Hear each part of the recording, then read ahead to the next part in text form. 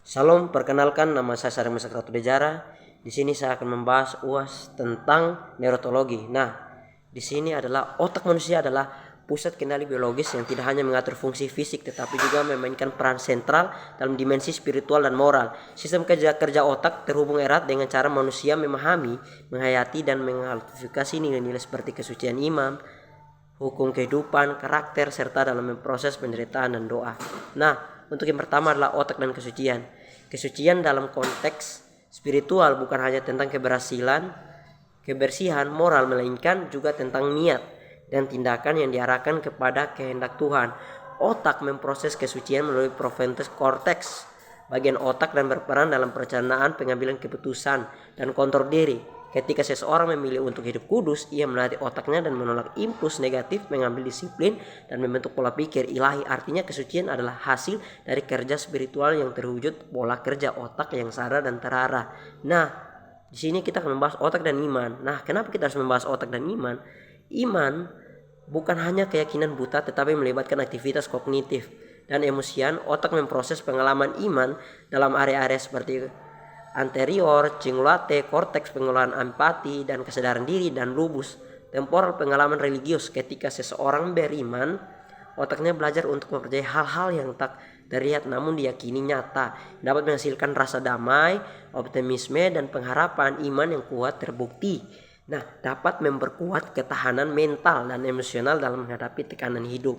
Nah, yang berikut adalah otak dan hukum kehidupan. Apa itu otak dan hukum kehidupan? Hukum kehidupan mengacu pada prinsip moral dalam spiritual menuntun hidup manusia sesuai dengan kebenaran ilahi. Otak menganalisis hukum ini lewat fungsi logika dan etika, memungkinkan manusia membedakan yang benar dan salah.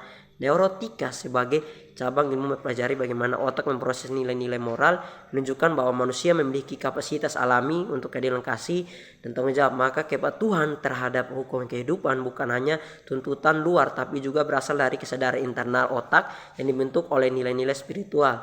Nah, yang berikutnya doa dan pengaruhnya terhadap otak. Nah, yang keempat, mengapa ada doa dan pengaruhnya terhadap otak? Doa adalah bentuk komunikasi antara manusia dan Tuhan, namun juga berpengaruh nyata terhadap kerja otak. Penelitian neuroteologi menunjukkan bahwa doa yang kusuk dan rutin dapat mengaktifkan area frontal dan limbik yang berperan dalam perhatian, kasih, dan rasa damai. Doa juga menurunkan kadar hormon stres seperti kortisol serta meningkatkan produksi serotonin dan dopamin yang menimbulkan perasaan bahagia dan tenang. Dengan demikian, doa membantu kesehatan otak serta meningkatkan kesadaran spiritual dan kontrol diri. Nah, yang berikut adalah otak dan penderitaan. Penderitaan adalah pengalaman yang tidak bisa dihindari, namun otak memainkan peran penting dalam bagaimana penderitaan itu dipahami dan diresponi. Dalam penderitaan, otak bisa memicu respon stres, tetapi juga bisa membangun resiliensi ketahanan jiwa. Jika didampingi dengan makna iman, spiritualitas terbukti dapat mereduksi beban psikologi melalui pemaknaan ulang penderitaan sebagai bagian dari rencana Tuhan, sehingga memperkuat daya tahan dan pertumbuhan karakter. Nah, berikut adalah otak dan karakter. Nah, apa itu otak dan karakter? Karakter adalah gabungan dari kebiasaan berpikir, merasa, dan bertindak yang terbentuk dalam waktu panjang. Otak menciptakan jalur saraf neural pathos atau berdasarkan pengalaman dan keputusan yang berulang. Kebiasaan hidup yang baik seperti kejujuran, kasih, dan pengampunan akan membentuk jalur karakter yang kuat.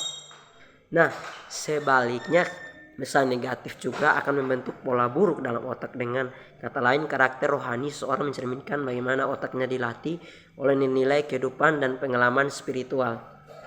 Nah, pesan dari semua ini adalah sistem kerja otak sangat terkait dengan dimensi spiritual dan moral manusia. Otak bukan hanya alat berpikir tapi juga wadah yang memproses iman, kesucian, hukum kehidupan, penderitaan, dan pembentukan karakter. Doa, penderitaan, dan pengalaman hidup rohani membentuk struktur neuroteologi yang memperkuat kesadaran akan Tuhan dan nilai ilahi. Oleh sebab itu, membina kehidupan spiritual yang sehat juga berarti melatih otak untuk tunduk kepada kehendak Tuhan sehingga menghasilkan kehidupan yang utuh secara jasmani, mental, rohani. Sekian dari saya, Sareng Masak Ratu Dejara. Salam.